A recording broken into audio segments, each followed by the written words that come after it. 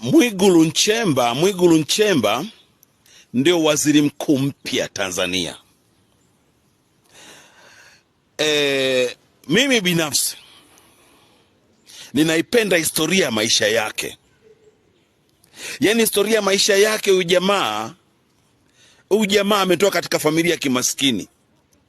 Ameishi maisha ya kimaskini. Yaani maisha ya kuchunga ng'ombe, maisha ya kulala na njaa, maisha ya kulalia ngozi.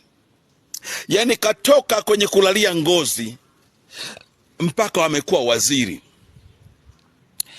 Kwa hiyo maisha ya waziri mkuu mpya ni maisha halisi ya Kitanzania.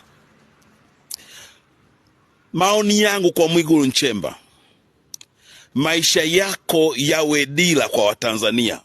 Usiwasahau maskini wa Tanzania. Watanzania wengi ni masikini, maisha yao ni duni. Kasimame kwa ajili yao, kapambane kwa ajili yao, ukalikomboe taifa. Maana wanasiasa wengi wanazama kwenye utajiri na ufisadi.